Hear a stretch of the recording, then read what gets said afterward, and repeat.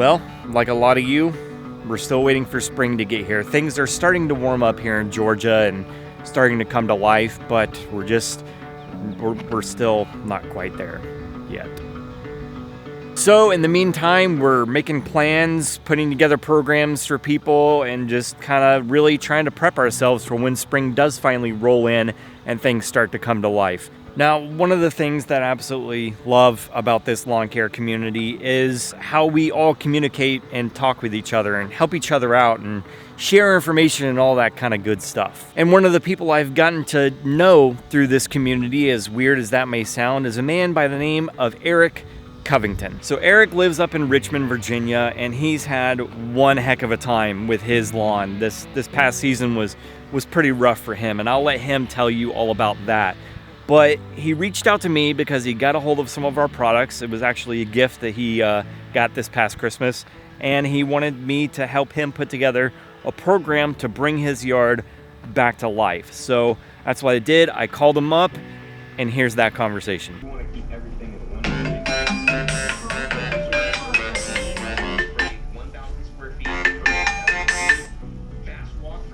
Hello.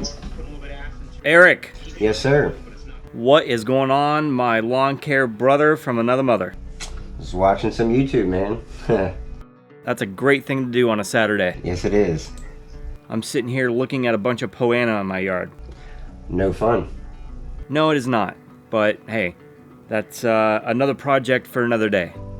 I hear that. So let's do this, man. Let's dive in and sketch out a game plan for you. Don't worry about writing it down. I'll type it up and email it to you. All right. But before we get into that, let's recap for everybody on the YouTubes the struggles you've had this past season.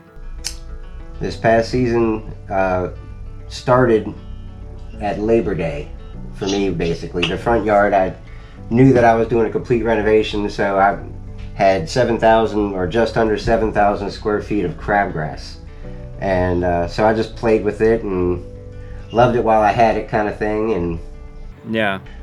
Wait, so the whole front yard was just mainly crabgrass? Pretty much. It early in the season, you could tell where it was still dormant, and I had winter weeds, you know, some henbit and other stuff in there. But once the temperatures got warm, it just took over, and it was a carpet of it. It was insane. Really? So we killed that all off, and I got some guys come in with some machines, and we turned the soil all over and added 30 yards of compost and tilled that in and reseeded and hand raked it all in, and I added a bunch of humic to it as well and started getting some nice results. And then a week later we had a hurricane come through, and it hit us, circled back around, and got us a second time.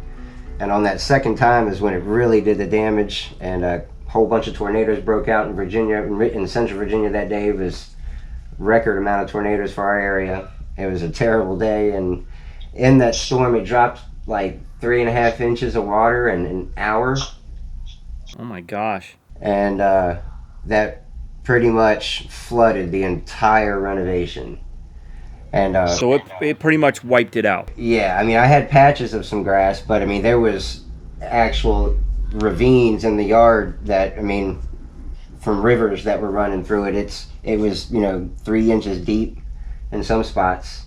So I ended up getting 2 tons of soil brought in. Well, actually, I bought it in bags because I didn't have no way of spreading it. So I just toted these bags around the yard and filled in all the ravines by myself, and reseeded. And then I can't remember the order right now, but I think that was when I had Pythium, and I actually talked to you about that when I had Pythium blight hit. And I actually ended up paying a local company to come out, and they put down some Heritage G. They ended up having to come out and do 2 applications of that, and it got rid of it.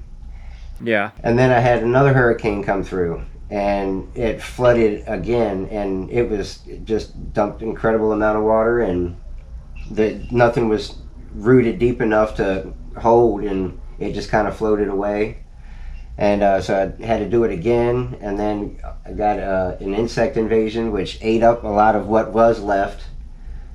Wait, so you had the second hurricane roll through, wipe out even more of the turf, and then after that made its way out, that's when you had an insect? I believe that was the order, yeah. And it was, like I said, it was just one thing after another. And so they kind of ate what was left. And so, but then what I had planted had started to grow, so then I needed to reseed what was freshly eaten. I think it was at that point that you were kind of like, weren't you kind of like ready to just throw in the towel and give up? I was, and it was very frustrating. And because it was getting so late in the season, too. I mean, temperatures were really starting to drop really fast. Because that was like late September, early October, was that? Yeah. End of November, I still, had huge bare spots. Like against the curb was one of the, oddly enough, like my curb line was one of my best areas. Really? That was what was struggling. It wouldn't come back at all. I mean, nothing was happening. And I had one of my viewers called me, or not called me, he left me a message saying that he had some Humic 12 left over, and I hadn't used any of y'all's products yet. And he offered to give it to me just to use to see if it would help. And I put it in a hose end sprayer and sprayed the bare spots the hardest and coated everything else pretty good. And I mean, that's when it finally came back. I mean, everything just poof, all of a sudden filled in green again. And it was nice and green even up to Christmas, really. Wow. Well, so you got an awesome Christmas gift this past Christmas, right? You got the Bio-Stim and some nitrogen products? Yes, I did. And so you're ready to get to it then. I am ready to rock and roll. Well, that's awesome, man. So here's the game plan I got for you. All right. So for the Bio-Stim pack, you're basically, those are the easiest. It's just going to be 3 ounces of each one of those every month during the growing season. So as soon as you can, I would go ahead and start putting that application out. Just as soon as you can. So that's going to be your RGS, your Humic 12, your Air8, and your 002. Right. So 3 ounces of each one of those once a month. So then you're going to take your... All at the same time, or should I separate it, or does it really matter? You can, so go by the spec sheet. The sheet says you can put the RGS and the Air8 down together, and then you can do the Humic 12 and the 002 together. Okay. So that'll save you a little bit of time. That way you don't have to do 4 separate applications, just do the 2. So then you're going to take the 1801, and for your first application going into spring, this is going to be kind of your starter fert, right? So you're going to go 18 ounces per 1,000 square feet on that. After that, around, I would say, April, May, you're going to take the 1801 and put that down at 12 ounces per 1,000 square feet.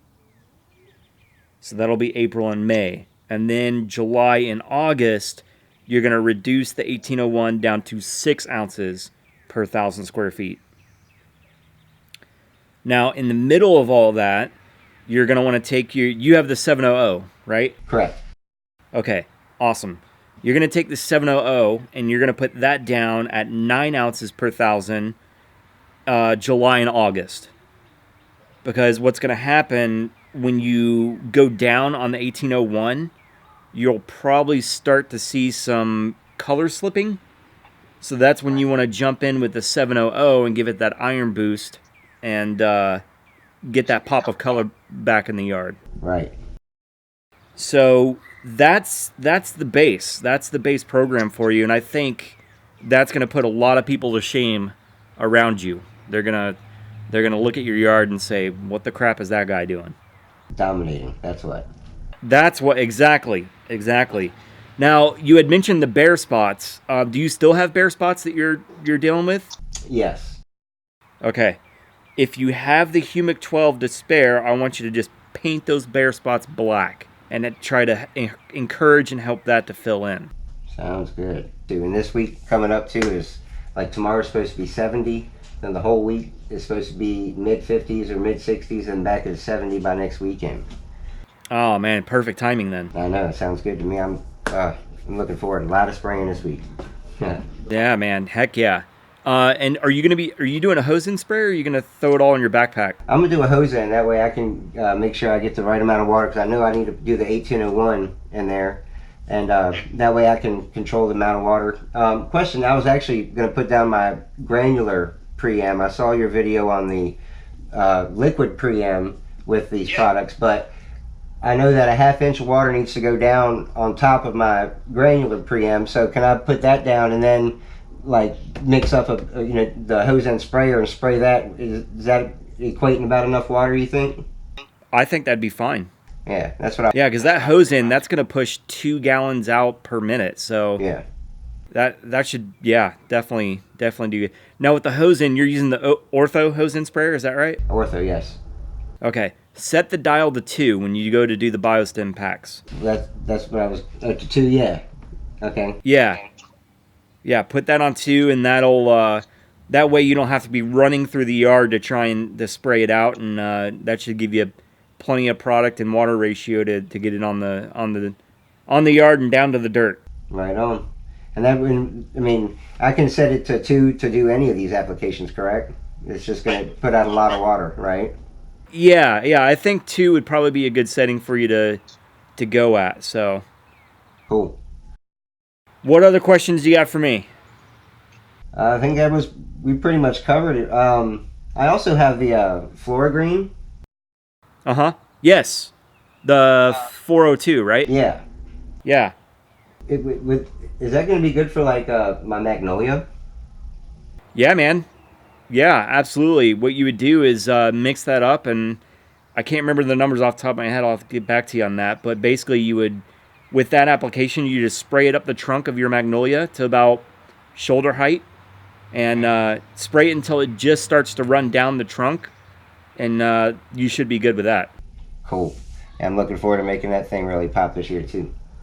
Cool, man. Well, so are you gonna document this, take some videos and things like that, and put it on your channel? Yes, sir. 100%. I always do. It's part of the fun of it.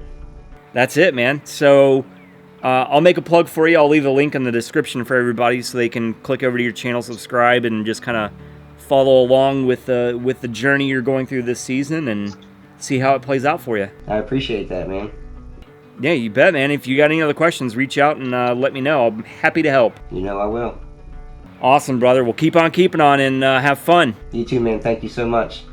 You bet, Eric. We'll talk to you later. All right, Paul. All right, bye. Bye. That's seriously one of my favorite things to do, is getting to know people through this community, talking to them about their lawns, their situations, problems that they might be having, and helping them out the best that I can. So Eric, it was awesome talking to you, man. Best of luck. Everybody go subscribe to his channel so you can follow along with him as he brings this yard back to life. I'll leave a link in the description box below, or you can click the little eye icon at the top here. Can't ever remember what side it is. It's top right of the video. Another thing I wanted to do with this video is circle back to the how to mix N-Ext products together video. Now, first of all, let me apologize for any kind of confusion that we may have caused with that video. The main purpose of that video was to show that you should not mix 700 GreeNe EfFect with anything, and I think we showed why. Now, we got a lot of good questions on that video as far as, you know, what products can be mixed together and how do I spray out these applications and all that kind of stuff. So here's what I want to do. If ever you're in doubt, print the PDF out. And here's what I mean by that. If you go to greencountyfertilizer.com, at the very top of the page is a blue bar, and in that blue bar is a tab that says DIY Homeowner.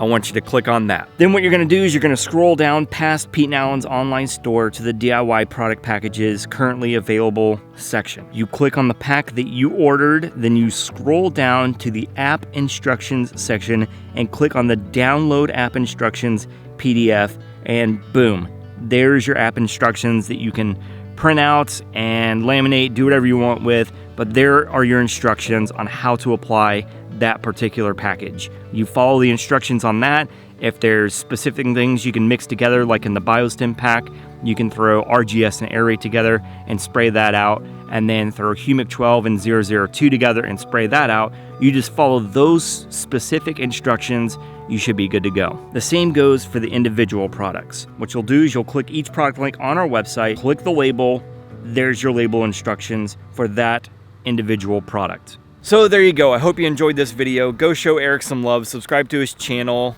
and keep waiting around for spring like we are. Keep on keeping on, my lawn care brothers and sisters from other misters, and I will catch you next time.